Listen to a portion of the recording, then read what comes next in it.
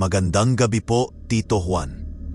Sana po ay nasa mabuti kayong kalagayan. Pwede po bang itago niyo na lang ako sa pangalang Leia?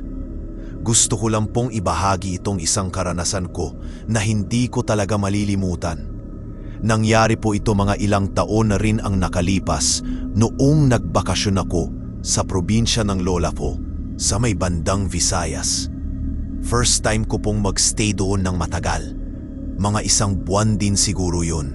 Excited ako kasi. Namimiss ko si Lola Remedios at saka yung mga pinsan ko doon. Tahimik ang buhay doon, Tito Juan, malayo sa ingay ng Maynila. Sariwang hangin, maraming puno, tapos yung mga bahay medyo magkakalayo. Simple lang ang buhay, pero alam nyo naman po sa probinsya, kasama na rin sa simpleng buhay yung mga kwentong kababalaghan. Pagdating ko pa lang, napansin ko na agad yung bahay ni Lola. Luma na, gawa sa kahoy tapos medyo malayo sa mga kapitbahay. May malawak silang bakuran na maraming tanim na gulay at prutas. Sa gabi sobrang tahimik, tanging tunog lang ng mga kuliglig at palaka ang maririnig mo. Perpekto yung lugar para mag-relax, pero sabi nga nila, perpekto din daw sa mga, alam nyo na. Okay naman po yung mga unang gabi ko, Tito Juan. Masaya kasama si Lola Remedios at yung pinsan kong si Elmer. Kwentuhan, tawanan, tapos maaga kaming natutulog. Pero siguro mga pang-apat na gabi ko doon, may narinig akong kakaiba. Nakahiga na ako sa kwarto ko, yung bintana gawa sa kapis at nakabukas ng bahagya para pumasok yung hangin. Mga hating gabi na siguro yun, narinig ko parang may kumakaluskos sa bubong. Alam nyo yung tunog ng parang may pusa o daga, pero mas malakas. Tapos parang may pagaspas ng pakpak paminsan-minsan. Lola, sabi ko kinabukasan, may pusa po ba tayo sa bubong kagabi? Parang ang lakas kumaluskos. Mumiti lang si Lola Remedios. Baka ibon lang yon, iha, o paniki. Marami niyan dito. Medyo kumalma naman ako. Baka nga paniki lang. Pero parang iba talaga yung tunog eh. Hindi ko na lang pinansin masyado. May kapitbahay kami, si Aling Ising. Matanda na rin po siya, siguro kaedad ni Lola. Nakatira siya mag-isa sa medyo tago na bahagi. Mga 3 bahay lang ang pagitan mula sa amin. Madalas siyang nakaupo sa may bintana niya, nakatingin sa malayo. Minsan, pag dumadaan kami ni Elmer, napapansin kong nakatingin siya sa amin, lalo na sa akin. Medyo matalim yung tingin niya, Tito Juan, yung parang nanunuri. Lola, yung si Aling Ising po, bakit parang ang lungkot niya talagi? Tanong ko isang hapon habang nagwawalis kami sa bakuran. Ay, ang si Ising. Sabi ni Lola na medyo bumaba yung boses. Matagal ng byuda yan. Medyo naging mailap na rin sa tao. Simula nung, alam mo na, may mga kwento-kwento. Kwento po? Ano pong kwento? Usisa ko. Wala yun, iha. Mga sabi-sabi lang ng mga tao dito dati pa. Huwag mo nang intindihin, sagot ni Lola. Pero napansin kong parang umiiwas siya ng tingin. Doon na po ako nagsimulang makaramdam ng kaunting kaba. Sumunod na mga gabi, Tito Juan, pabalik-balik yung kaluskos sa bubong. Mas malakas na nga minsan. Tapos hindi lang kaluskos, parang may bumubulong pa ako na naririnig sa labas ng bintana ko.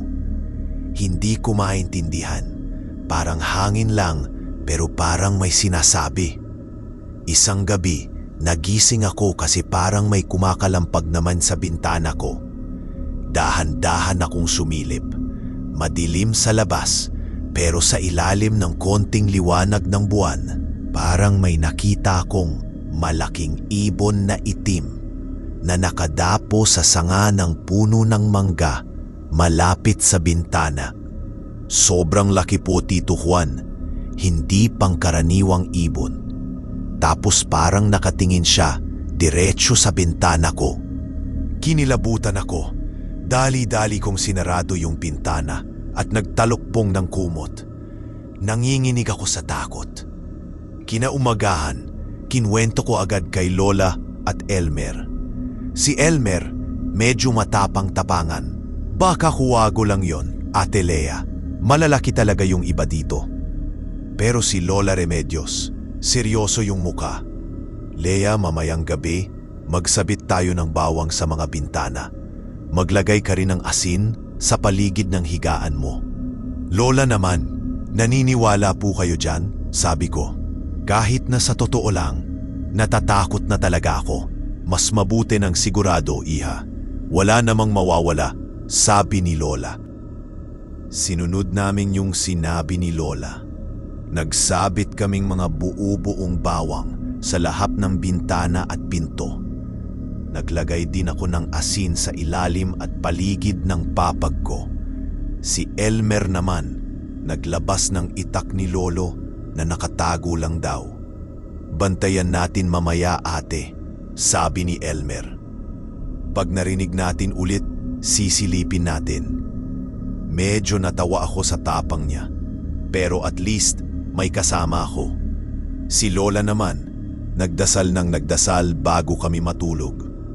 Hindi na po ako mapakali nun, Tito Juan. Bawat kaluskos sa labas napapatalon ako. Mga bandang 11:00 ng gabi, nagsimula na naman yung kaluskos sa bubong. Mas malakas kaysa dati. Parang may naglalakad na mabigat. Ate, naririnig mo? Bulong ni Elmer mula sa sala. Tumango lang ako. Hindi ako makapagsalita sa kaba. Dahan-dahan kaming lumabas ng kwarto ni Elmer. Si Lola, gising din pala. Nakaupo sa isang sulok at nagdarasal pa rin. Dahan-dahan kaming pumunta sa may bintana sa sala na nakaharap sa gilid ng bahay kung saan madalas yung tunog. Sumilip kami ni Elmer. Madilim pa rin, pero mas maliwanag na yung buwan kumpara nung nakaraang gabi. At doon, Tito Juan, kitang-kita namin, may nakaupo sa bubong namin. Isang maitim na anyo, mahaba ang buhok, parang babae, pero nakatalikod sa amin. Hindi kalakihan, pero hindi rin maliit. Basta, tao yung itsura, pero nakakatakot yung dating. Tapos, dahan-dahan siyang lumingon. Hindi namin maaninag yung mukha niya dahil sa dilim at sa layo. Pero nakita namin yung mga mata niyang parang nagliliwanag na pula sa dilim. Napasinghap kami ni Elmer. Sabay kaming napaatras mula sa bintana. Lola! Halos pasigaw na bulong ni Elmer. Tumayo si Lola. Kinuha yung walis tingting na may nakasabit na mga bawang at asin. Tapos lumapit sa bintana at nagsisigaw. Umalis ka dito. Layas! Hindi ka pwedeng manakit dito. Layas! Sigaw ni Lola habang iwinawasiwas yung walis sa direksyon ng bubong. Pagkasigaw ni Lola, parang nagulat yung anuman yun na nasa bubong. Bigla siyang tumayo, tapos narinig namin yung malakas na pagkaspas ng pakpak. Mas malakas pa kaysa sa dati. Parang hangin na dumaan, tapos biglang nawala yung anino. Natahimik yung paligid. Wala na yung kaluskos. Wala na yung bulong. Tanging yung malakas na tibok lang ng puso naming tatlo ang naririnig.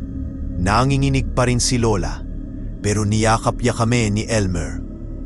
Wala na siya, umalis na siya. Hindi na kami nakatulog ng maayos nung gabing yun, Tito Juan. Magkakatabi kaming tatlo sa sala hanggang sa sumikat yung araw. Kinabukasan, pagod na pagod kami. Parang binugbog yung pakiramdam namin. Lumabas kami para tingnan yung gubong, pero wala namang bakas na naiwan. Parang walang nangyari. Pero alam namin yung nakita namin. Napadaan si Aling Ising sa tapat ng bahay namin nung umagang yon. Papunta yata sa bukid. Tumingin siya sa amin, tapos mumiti ng bahagya. Hindi yung karaniwan niyang tingin na matalim. Parang pagod din siya. Hindi ko alam kung guni-guni ko lang ba yon. Lola, si Aling Ising po kaya yun? Tanong ko kay Lola nung nakaalis na si Aling Ising. Umiling lang si Lola. Hindi natin alam, iha. Mahirap magbintang. Ang importante, ligtas tayo at naitaboy natin kung ano man yon. Hindi na naulit yung mga kaluskos at yung pagpapakita nung nasa bubong sa mga sumunod na gabi. Pero nanatili yung takot namin. Palagi pa ring may bawang sa mga bintana hanggang sa umalis ako pabalik ng Maynila. Pag-alis ko po sa probinsya, Tito Juan, baon ko yung takot at yung mga tanong. Totoo ba yung nakita namin? Aswang nga ba yun?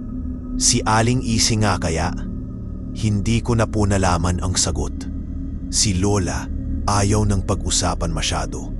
Sabi niya, mas mabuting ibaon na lang sa limot. Pero paano ko pong malilimutan yon?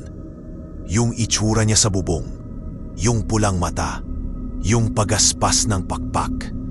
Hanggang ngayon, pag naalala ko, kimikilabutan pa rin ako. Yun po yung kwento ko, Tito Juan. Hindi ko alam kung maniniwala kayo. Pero para sa akin, totoong nangyari yun. Isa yun sa mga dahilan kung bakit medyo nagdadalawang isip na akong magbakasyon ulit doon ng matagal, lalo na sa gabi. Salamat po sa pakikinig, Tito Juan. Ingat po kayo palagi.